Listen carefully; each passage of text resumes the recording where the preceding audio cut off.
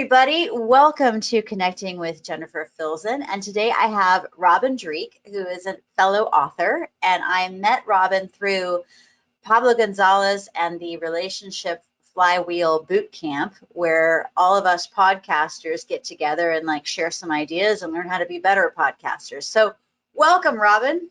Hey, Jennifer. Thanks for having me. Good seeing you again. It's been a couple weeks of Right? mayhem and fun, but good to be with you. Yeah, for sure. So tell us a little bit about you and what it is that you do in the world. So my typical tagline is Robin Dreeke. I'm the CEO and founder of People Formula, which is a leadership and communication strategies company, and the former head of the FBI Counterintelligence Behavioral Analysis Program, where my job for over 21 years was recruiting spies. Matter of fact, Russian spies to be specific. So my former niche is more interesting these days. Oh, yeah, wow. Wow, I had no idea that side of you. Yeah. Okay. That answers the what makes you special and unique category, which holy cow. All Um, right. yes-ish, maybe actually. It gave me the ability to learn what I needed to do in order to become more special and unique, I guess. But what we all do in life is unique because it gives us the skills and tools to do what I found to be the most important thing in the world, and that is pass on what we have to our children. Right, right. And relationships, right? Sharing your Yep, knowledge. And absolutely. you're located where? I am in Fredericksburg, Virginia, which is about halfway between DC and the capital, Richmond. So I'm on the border of Northern Virginia and the rest of Virginia. Gotcha, gotcha. So I live in Monterey, California. And Beautiful. one thing that I discovered is when I was living in San Jose, Silicon Valley, Yep. it was such a rat race and it was so crazy busy, lots of startups. I mean, a really great place to really get your skills developed. But when it comes to finding mentors and really developing those mentorship relationships, I think everyone was just so busy doing their thing that it was harder to come by. Then I moved to Monterey uh, after being in the Bay Area for many years. I've been in Monterey for 15 years. But one thing that I discovered about Monterey is it is a very affluent area where a lot of those people from the successful metropolitans have moved here and now they're older and they want to share their wisdom. They want to pass that to their children, Nice. but their children have heard it all along, right? So they're looking for other people to mentor. So I have really enjoyed living in Monterey for the past 15 years, sitting at the feet of great people who have so much that they want to pour into me. And it's just so nice to be an open vessel and just absorb it all because you're right. There's so much to learn. And so what I want to know is I'm just so intrigued by your past. Um, what are your comments on what's going on in the world right now? And then also too, how have you taken those skills that you learned while working with the government and how have you applied it to your current life? Sure. First of all, you gave a great sales pitch on living in Monterey. Please, Well, yeah, join us. Come on. like anyone needed one anyway. I love, one of the things that are really most powerful in the world is teacher mentors and guides because we cannot really, I think, realize our fullness and be one with ourselves until, we understand what that is. And in order to do that, we need what I call loving critics in our lives, which are teachers, mentors, and guides, which are objective for us, which are tied to our success, but not how we get there. They're objective for us because they care deeply and passionately about us. So what's going on in the world right now? So it's actually believe it or not, it's very predictable. So my job for my entire career and entire life, much like all of us, because it's just a thing to do, is to build and forge trust and make connections and relationships. So even in the world of recruiting spies, it comes down to deep empathy because you have to understand how the other person sees the world from their context and perspective and offer them resources in terms of what all human beings are genetically and biologically predispositioned to do, and that is we are going to act in our own best interests in terms of our safety, security, and prosperity from the other person's point of view. the better connected we are, the better forging trust and building relationships we are, means that the better we understand what that other person thinks that is. And here's the key: without judging it. Because as soon as anyone suspects you're judging them in any way, or either verbally, non-verbally, shields go up, trust goes down, and you're left alone. So when it comes to what's going on in the world right now, I combine that with understanding that everyone, individuals as well as organizations, as well as countries and nation states, will act in what they think is their best interests. Now we put together with past patterns of key behaviors and observe objectively what people have done or nations have done in the past, because history is beautiful. History gives us all the answers we've ever wanted. Things have gone on for tens of thousands of years. Jim Mattis, in his book Call Sign Chaos, he said that he was once asked, General Mattis, where do you get all the answers for all this? He goes, I don't have any answers. I read it all in a book. So when we're looking at what's going on in Russia right now, and with the invasion of Ukraine, yeah, I've worked, Russia my entire career. When I was, 20 years ago, I was talking to Russian GRU generals and SVR colonels and generals, and that had defected and worked with us and cooperated with us, and it's all predictable. This is extremely predictable. He's done it before. He'll do it again. And there you go. Wow. Wow. Did you ever get stationed or come to Monterey? Because, of course, we have the Yes. Defense Language Institute here. Yep. I've been out to Monterey. I wish I went to DLI. It's a great school. I knew lots of people that were fortunate enough to petition to get that. It was highly sought after.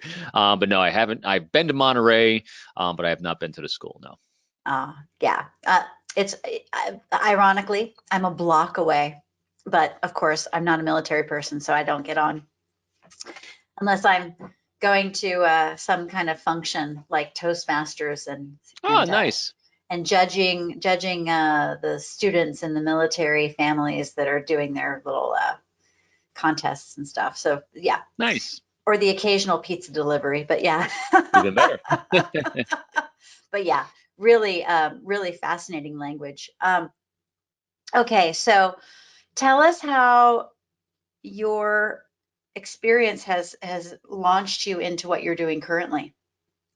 Sure. So years ago, first of all, I was, I was not born doing this. I was born, if you look at the Myers-Briggs type indicator, which some people know, I'm what's called an ENTJ, extroverted intuitive thinking judger, which, there's great strengths with every personality and great strengths to extreme. And some people call it the executive, life's natural leader. No, when you're 20 years old, I call it self-centered narcissist that was trying to conquer the world. So my vision of leadership was actually a misplaced understanding of what power is, because literally life is I think life is always a dichotomy between things. Jocko Willink and Leif Babin wrote a couple of great books on leadership, and the second one they wrote is a dichotomy of leadership, and they illustrated all these dichotomies that we experience as human beings. As a matter of fact, think about this.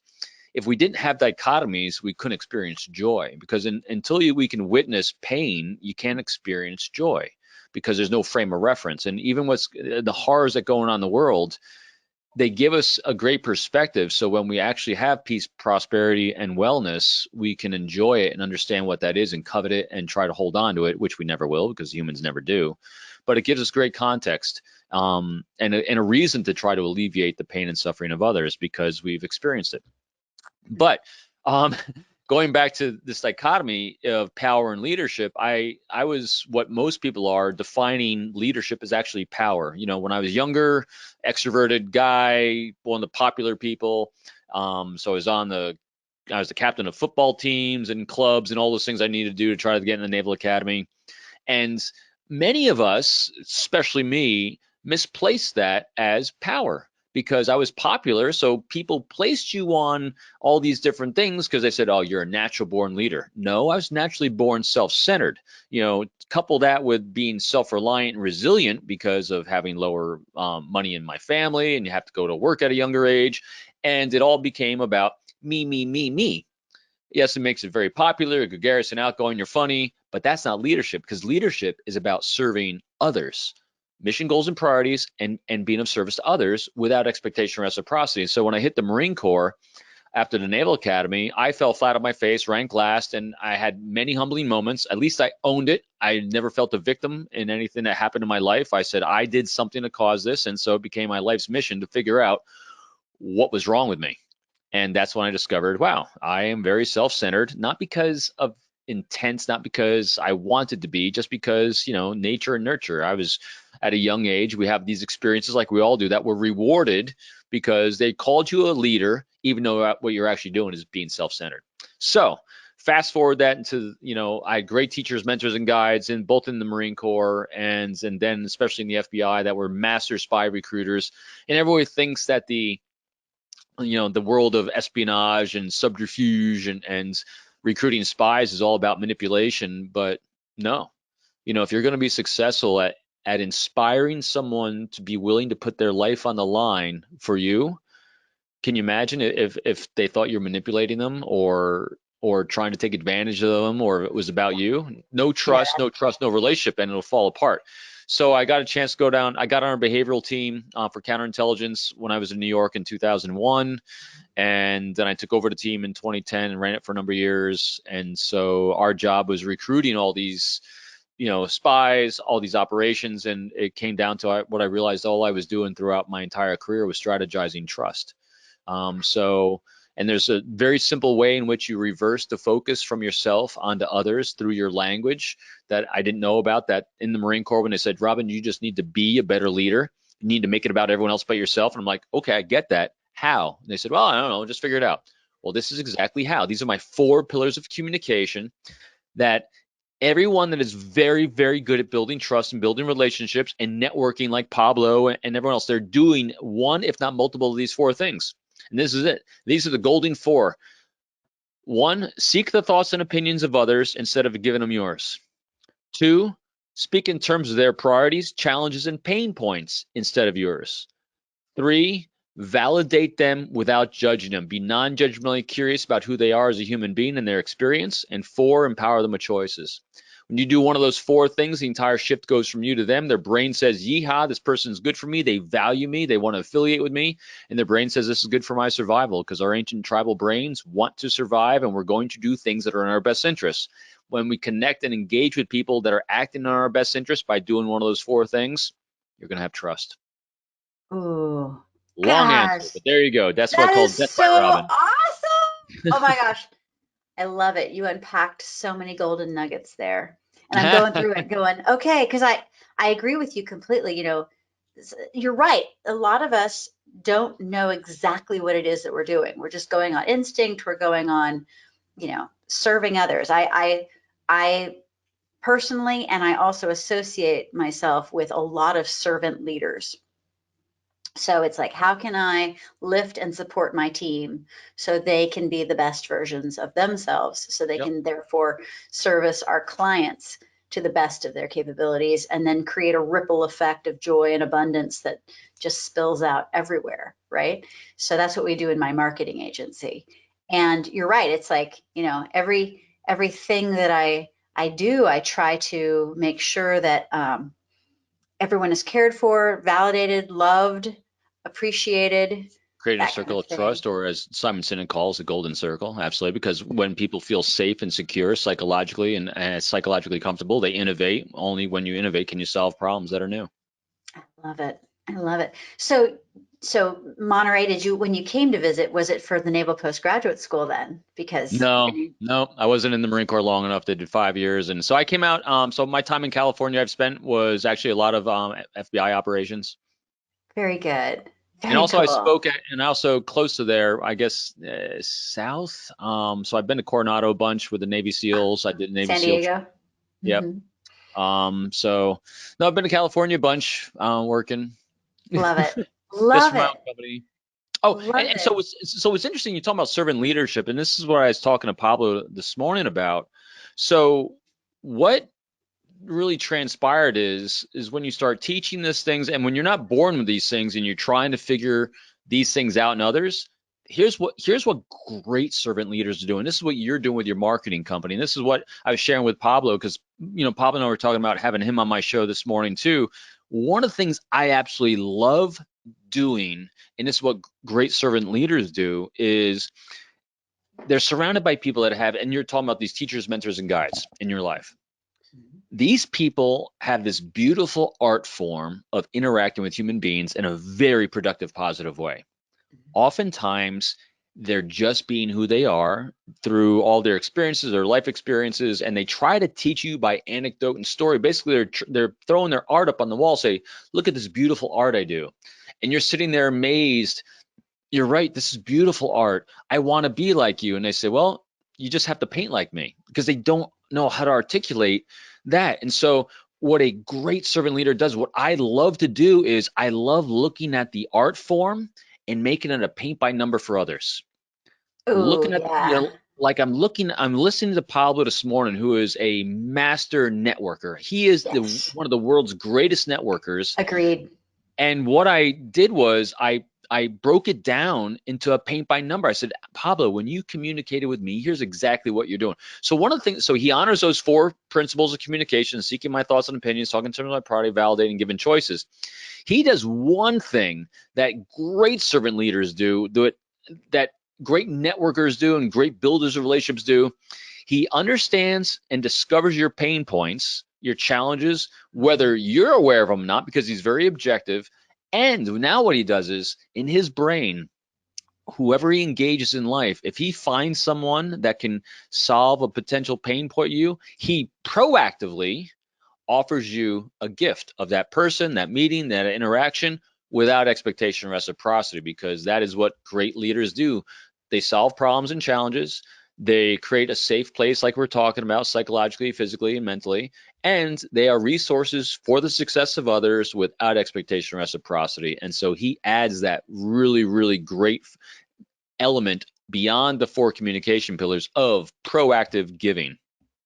I love it. We're going to have to make sure that Pablo Gonzalez of Be the Stage and the entire Be the Stage group gets to see this clip about how we're just singing his praises. Yep, Because and I'm it's going to do true. it on It's mine. like, I'm going to do it on his. He's going live this Friday.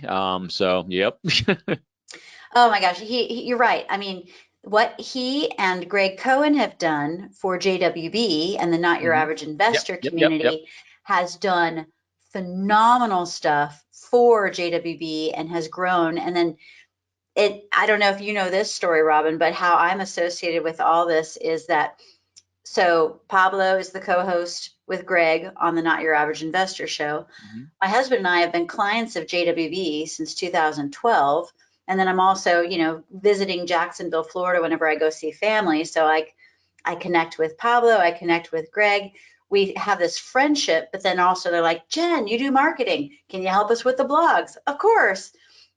And then because I've become so integrated with the community and because I travel for work, I'm like, hey, everybody, I'm in this town. Want to meet up? So guess who is the fairy godmother of the Not Your Average Investor community? And my whole goal and mission is to take those relationships and meet in person and There you have go. community events. So you're right. Like, you're right. He's a genius of his master networking. And then he's got people like you and me who are also like, yes, let's play in that space. And then, we're making the community around a brand just truly authentic and loving and supportive and fun and a great place to be. I mean, just yesterday, I was hosting a game day online. We were playing the game Cash Flow, and so it was so popular. We're going to do it again, and it's open to everyone in the community. So you're right. It is how do you eliminate the pain points? How do you make life better? And how do you have fun, right? Well, here's So fun. Well, because his life is fulfilling. So here's how. Because first of all these things you're describing are creating healthy relationships, yes. and the way you create a healthy relationships is also extremely simple. Be of service. It's no mistake that all these recovery programs that have been around since probably around the 30s, the 12-step Mhm. programs, whether it's AA, on drug addicts anonymous, or overeaters or overworkers, all these programs where people are trying to overcome their own insecurities and addictions in some way. The 12th step in all of them is be of service and save someone else. And so it's being of service. It is so psychologically comforting when we're of service to others. Matter of fact, even when COVID did horrible things psychologically to all of us, including me. I mean, I've had some really bad days, but I know on a day where I'm feeling down, I'm feeling blue, or what's the purpose, or all we've figured, especially when you're an extrovert living in an introvert's world now, I figure out a way of being Yeah. of service, because once you're of service, Mhm. it lifts your brain up. It lifts our soul up. Well, whatever you want to define as us as individuals, it lifts it up because it Yeah. works. Being of service works. Oh yeah. Oh yeah. In fact, this book right here over my shoulder, The Give to Get Principle, I wrote it during COVID because it was telling the story of how our marketing agency totally helped all of our clients just pivot hard and Yep. shift and do what we needed to do during COVID. And it's truly, what can you give to get without expecting reciprocity? But Yes. with, it's just what can we do to serve? So the whole book is about how different businesses can serve others, not even with like necessarily a freebie or a giveaway, but like a smile, asking them how you're doing, calling them, hey, checking in, how are you? Are you okay? Which companies do that for their clients? Not everybody, right? Absolutely. And heck, just the podcasting thing. I kind of came into it kicking and screaming. I was doing it because I wanted to validate Pablo because he's been so kind. He's like, "Oh, you really got to do this, please, Robin. Just try this out. I think you'd be really good, or I think you really enjoy it, or be a beta test." All these things. I'm like, "All right, fine, I'll try it." But I got so into it. I Right? mean, it's going It's fun. very, very well. But the most amazing thing is, because one of the reasons I love it so much is the gratitude that guests have. First of all, I'm discovering the greatness of others, which I love doing. I'm helping them make it a paint by number to share with others, which I love Yep. doing. And three, the gratitude of the guests is unbelievable. And Yep. so the greatest thing you can do in life is be of service. The greatest reward is when someone, now granted, it's not why you do it, but when you get gratitude, oh my gosh, our souls light up. I got goosebumps now just talking about it. So true. So true. You're right. Podcasting is so much fun. And like I explained to you earlier, this was just born out of COVID. This is my little fun Hmm. project. But guess Yeah. what? I'm offering podcasting as services of my business. I work in conjunction with Be the Stage, and I've been invited to be the host of other podcasts. So it's interesting how once you put it out there, that is a launching pad for other fascinating things. So you're right. We are extroverts in an introverted world now. But that's okay though, because you know what? I'm really enjoying watching all of the introverts in my life thrive in this Yeah, no environment more doubt. so than ever. It's really kind of exciting, really. This has not phased my wife one way whatsoever. Right? My Like husband is also an introvert. He loves being at home. He's oh my just so gosh, happy. like before we came out of the lockdown, we're in a lockdown, and at the end of the day, because my kids are out of the house, and she'd be like, "Hey, thanks for just another wonderful day in lockdown together." And I'm like, "If you say that word lockdown to me one more time, I'm going to explode. It's killing me." And meanwhile, she's like, "Oh, this is great. This is wonderful." I'm like, "It's killing me." Yeah, yeah. Thus different things are born, right? We get different distractions. That's why I started going kayaking on the weekends. My husband and I, when I'm not running my marketing agency and he works for me, we teach dance. Well, Oh, dance beautiful. got killed during COVID. We teach West Hmm. Coast swing. But, guess what? We just would dance with each other in the garage, which we converted into a dance studio, and videoed it and started creating like this little series of like dances. And we'd be funny and humorous and entertaining and started getting a following watching our dance videos. So it's there's a lot of crap that happened during COVID, and I'm definitely not negating all the tragedy. And but you're right. You have to have that dichotomy, right? You gotta have the bad to find the good. And if you train Hmm. yourself to find the good in every situation, and again, I'm not trying to minimize what's going on in the world because what's going on in the world is really quite scary and upsetting and awful. But I have to believe that there is going to be some amazing good that comes out of these conflicts and these Always, challenges, right? always. So my next question for you is, who do you serve in your life? Because like, wow, you've just got so much cool stuff going on. Who is it that you're targeting, whether it be in your family, your local community, your world community? Who is it that you're serving? First and foremost, as soon as you said that, the only thing that popped in my head was my kids. I was born on this planet to learn all I could. Every experience I had in my life was to gain the knowledge I needed to pass on to them, hands down. Beyond that, in order to gain that knowledge, other people I serve is, as FBI, I protect the national security of the United States, and I served in the Marine Corps, so 31 plus years I served our country. I'm protecting our national security. I was passionate about that, still am. As a company, I strategize healthy relationships culture-wise inside of companies and organizations, how to communicate and build trust. So that's my service there. And I can't believe I forgot this. So the other thing, I'm a board member for what's called the Innocent Lives Foundation, Oh, and tell we're me not about for that. profit. Yeah, we're not for profit that we uncover online predators that are targeting children, both innocent images as well as trafficking. And so every year I think last year we're around 300, 350 cases we handed over to law enforcement, and each of those cases is anywhere between 6 children to 400 children affected. So we make a big impact when we're trying to save lives of children. So that's where I'm Wow. serving right now. But first and Dang. foremost, I'm a dad. I get it and I love it and I appreciate that. That is amazing what you're doing. Wow. So then, all right, we all have our why. And I don't, and you're a fan of Simon Sinek as well. And I love Mhm. him. I absolutely love him. I teach a whole class on finding your why based off of Yep. his teachings and how do we apply it toward business, et cetera. Because a lot of times people don't know what their why is. But if you look closely at the things that they support and the actions that they take and how they interact with their community, you can figure out what their why is, even if they don't necessarily know it. Right. And it's that old parable, right? The person is walking as a church is being built, and he asks the first bricklayer, "What are you doing?" "Oh, I'm laying bricks so I can feed my family." And then he goes to the second bricklayer. "What are you doing?" "Oh, I'm a builder. I'm building a wall for this church." And then he goes to the third bricklayer. "Okay, what are you doing?" He says, "Well, I'm building a cathedral to communicate directly with God and change the world." And so it's just interesting how each person had a different why. So what is your why in this time of your life? And to continually learn, put into practice the things I learn, and then educate others on what I learn. Nice. So just continually learn and pass along the messages, basically, and with a focus on building healthy, strong relationships. Mhm.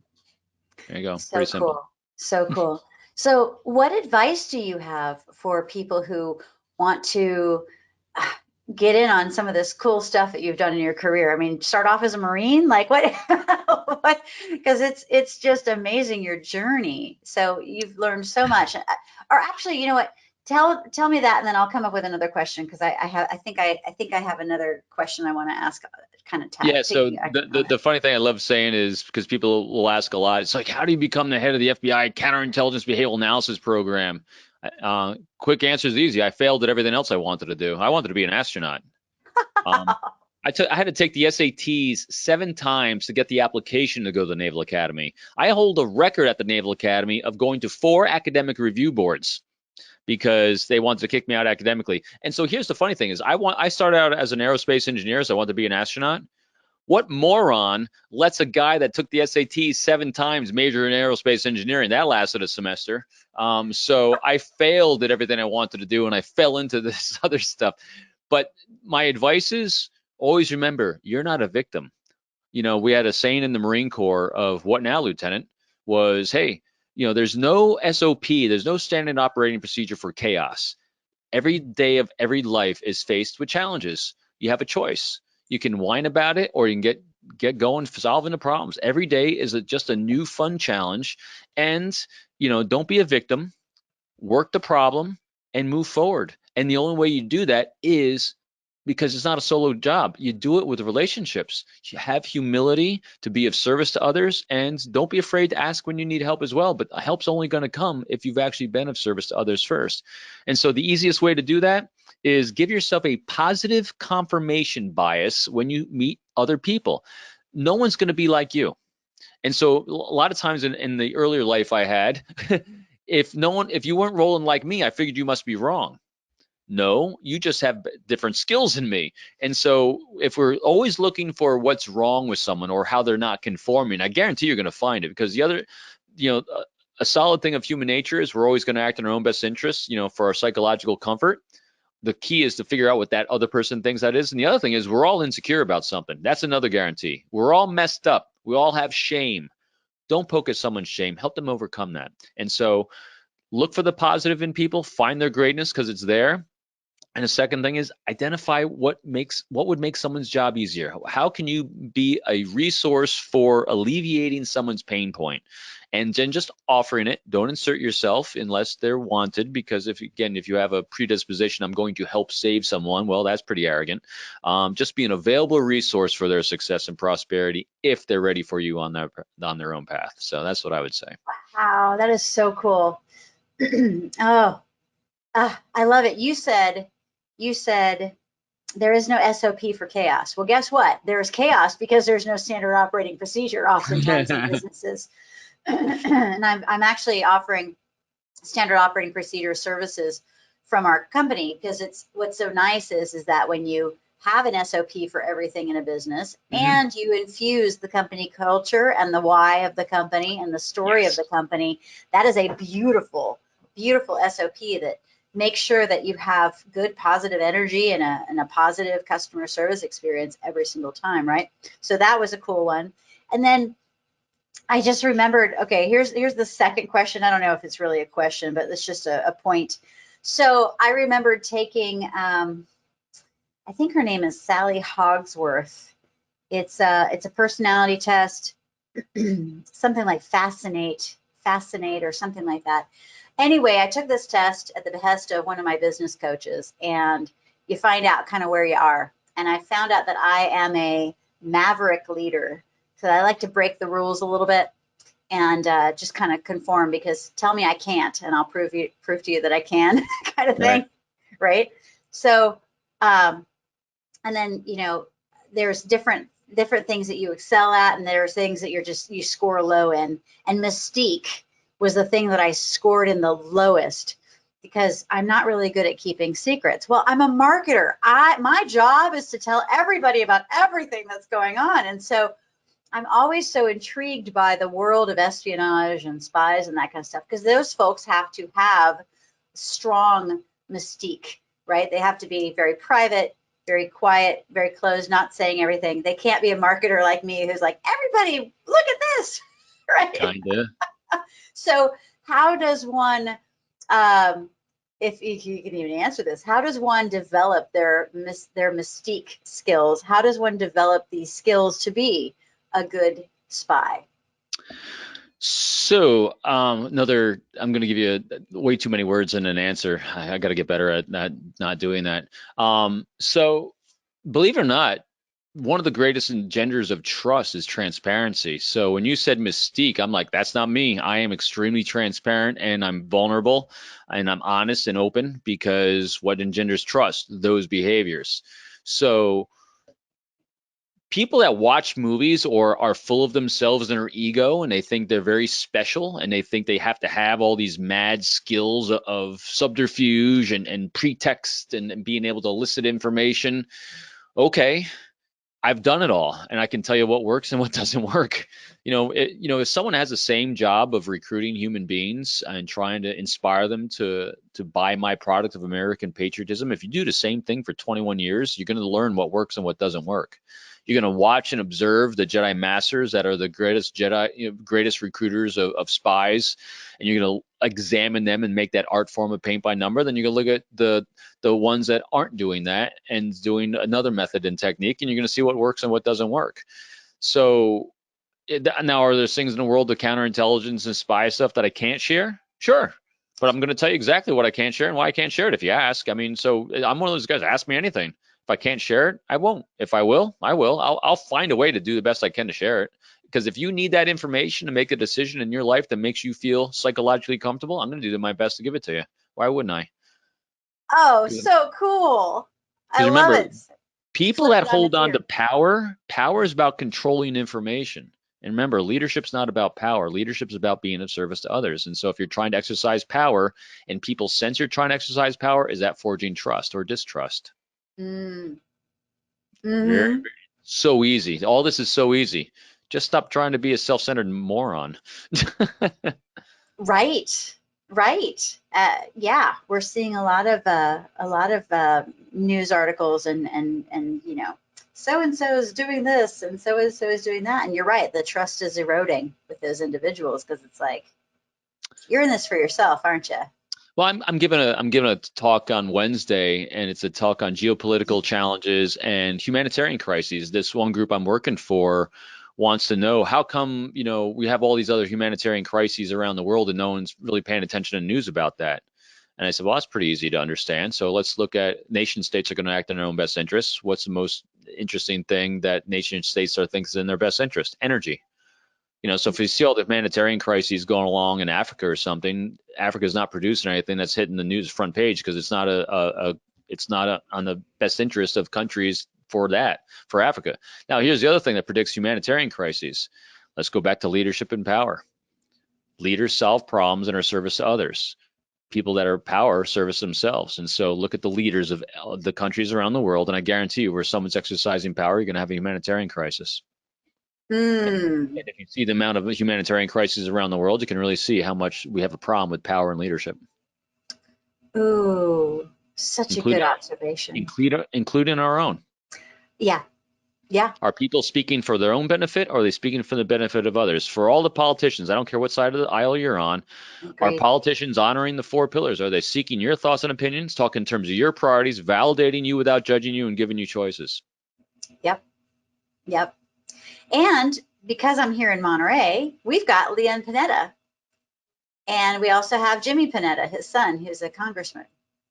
And so one thing that's really, really cool about Jimmy, I think he's studied his father very, very well. For those who don't know, Leon Panetta was the former director of the CIA. I got that right, right? It was the CIA, right? Not the I think so, FBI. a while ago. Yeah.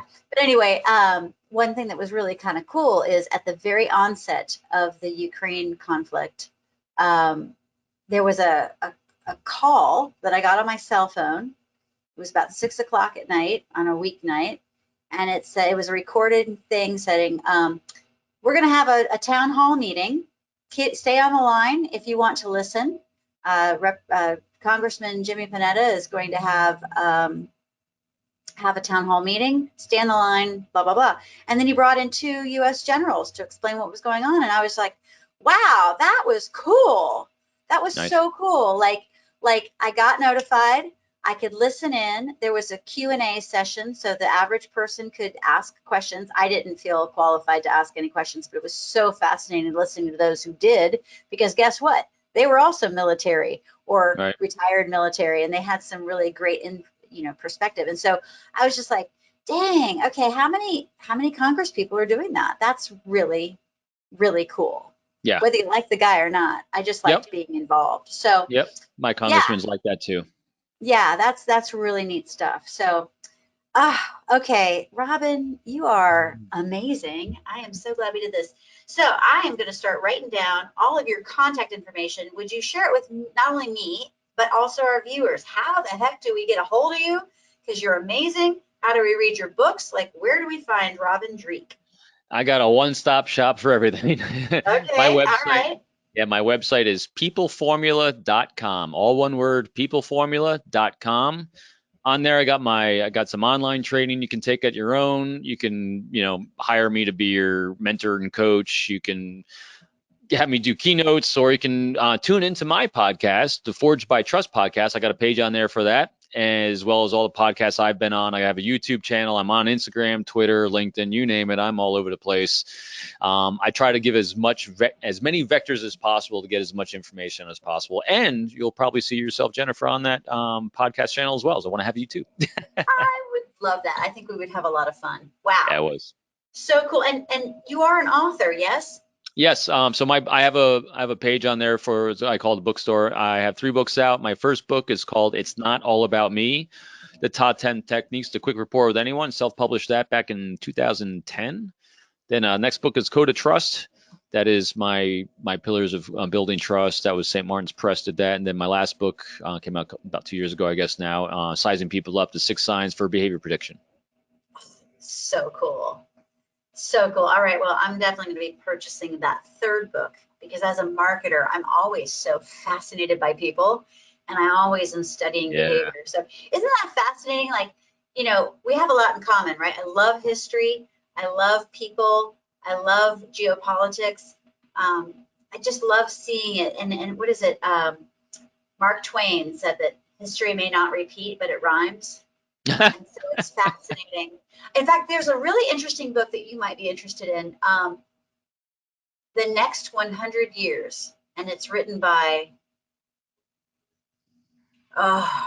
George Friedman. Anyway, hold on just a second. Let's see, where is this thing? Where is this book? Well, the interesting thing as you're looking for it, you know, I read this one right here, The Splendid and the Vile, which is a story of Churchill's family during the bombings during World War II.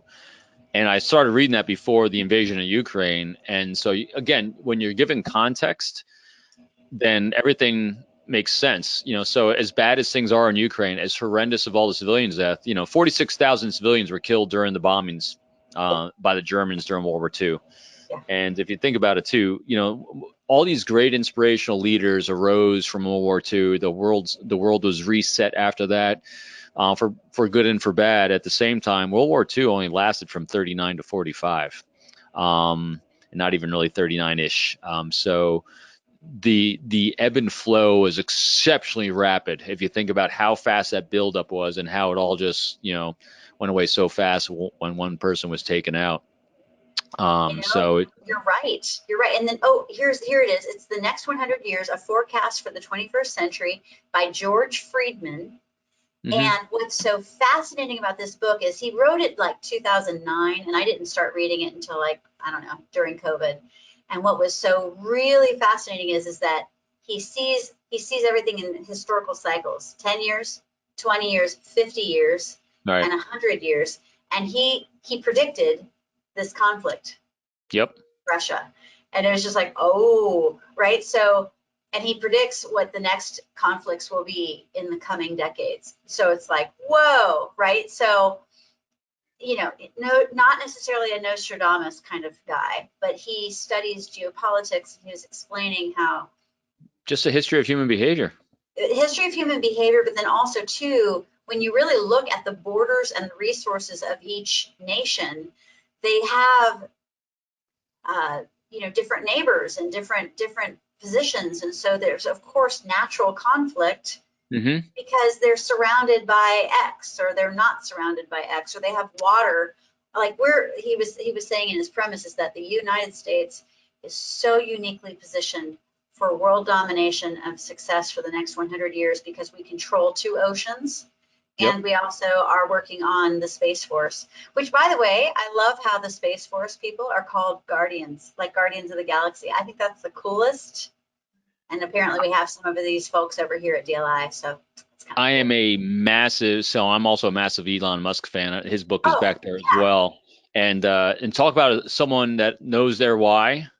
Oh, right. Save the human race by populating the solar system. That's a why. So even though he is a CEO that's a maniac that burns people out because he's a complete lunatic work-wise, people stay and want to go there. Why? Because everyone knows their why. Exactly. Yeah. Piece of cake. He's amazing. Yeah. Every generation has their Churchill equivalent or their Steve Jobs equivalent or their Elon Musk equivalent. And I heard someone describe him the other day, which I love, that Elon Musk has the ability to see around corners that others can't. Ooh, yeah. Yeah. Wow. He's extremely basic, you know. So when you said Silicon Valley, you know, and the mayhem of it, that's where he started Tesla. Yep. And who starts a car company in the Bay Area? And Solar City, and wasn't he PayPal? I mean, he's done so much. Yeah, PayPal. Started with PayPal. It was up there. Yep. Everything. It's like, my God, genius. Oh, Robin, I hate to end this with you, man. This is so much fun. Maybe, okay, so I'll be on yours, but then also too, let's do a part 2. Sounds good to me. Down the road, because that'd be so much fun.